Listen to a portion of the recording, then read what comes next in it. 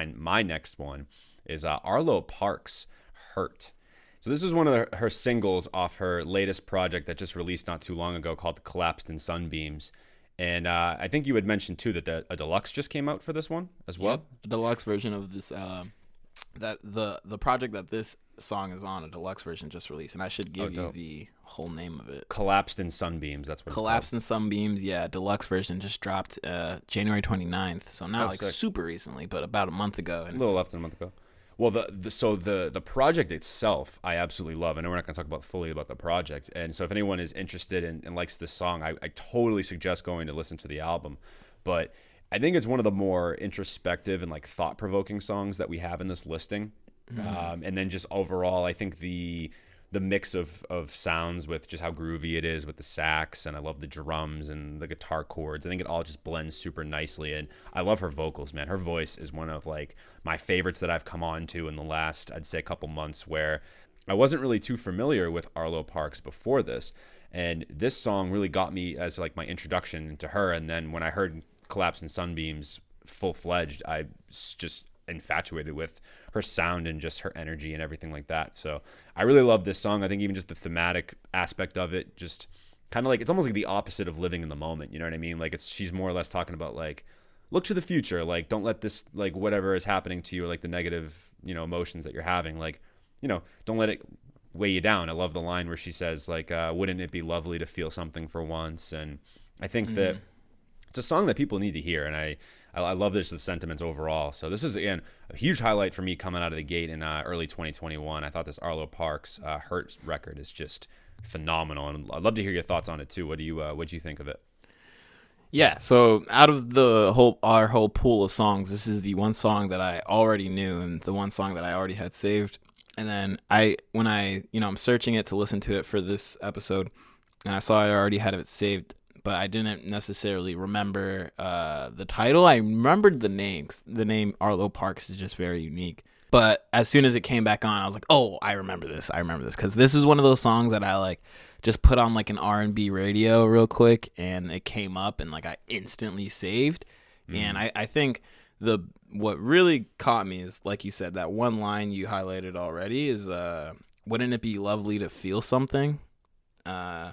And then the whole song has multiple lines, like, wouldn't it be lovely to feel worth something? And it always kind of has like a little adjustment to it. But I think the lyricism in this song, like the songwriting in this song is ridiculous. He's talking about alcoholism and using this character, Charlie, and I don't know if that's a real person she knows or if that's a reference to some other kind of character, but it's this character dealing with, vices, alcoholism. There's a lot of that kind of imagery, and the recurring line, I guess you could call it the chorus, but it doesn't sound like it has quite a chorus, right? It's just that one catchy line that stands out. Wouldn't it be lovely to feel something for once? Yeah. I think that's when I hit the add to library button, and it was just like, just because that's such a, even though it's plain language, but I think that's what makes it resonate, where it's like,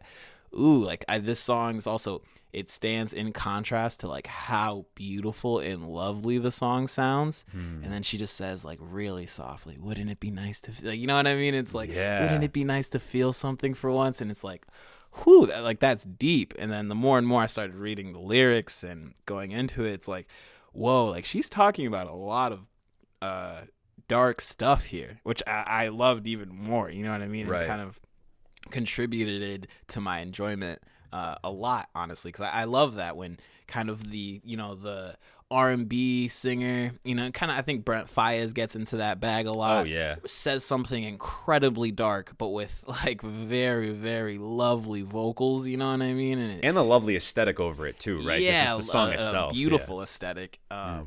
And with her having a soft female vocal, I think it all came off, I don't know, very authentic, very, just for lack of better words, deep. And I really enjoyed it. So like, yeah, I don't even have too much to say besides like, I liked this song a lot. And I will comment on something you took earlier. You kind of took all my points, Mike. You had a really good analysis right there. But she has such an amazing, unique voice. Like, I think her voice, it gives me like like I think like in the like late 90s, early 2000s, like there's a lot of R&B artists that have very, very unique voices. Mm-hmm. And I think right now there's not as many of those. There's kind of like a certain sound that's dominating R&B. But I think she has a certain texture to her voice that's, distinct and unique and just different. So I'm totally going to be, keeping up with her. And I'm probably going to have to go back to that whole Collapsed Sunbeams album because, like I said, I had known this song already just as the single. And on my Apple Music, it says Hurt, the single, came out in 2020. So I'm assuming the album followed it later. Mm-hmm. So I'm going to have to go back and listen to the whole project because I was feeling this song heavy. And that's why, I even pat Mike on the back. Messed up my words there.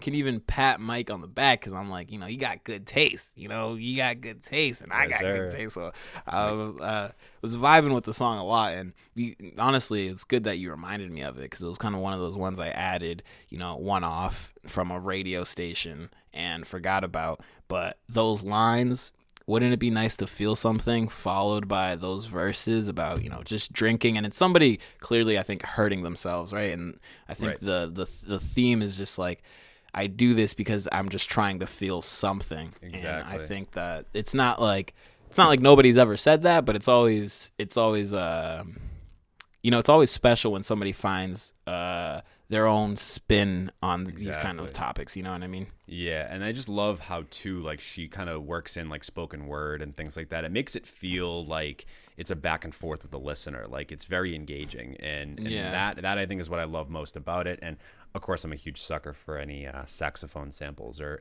even sounds live instrumentation a little bit. So I was a huge fan of this song like right away, and haven't stopped listening to it since I came onto it. And as you mentioned, definitely, and those that are listening, definitely check out this album. It is really, really good, especially if you like this sort of blend of indie pop and like soulful jazz. So I highly, highly recommend it. Collapsed in Sunbeams by Arlo Parks, and this song Hurt is one of my favorites that I've heard in 2021.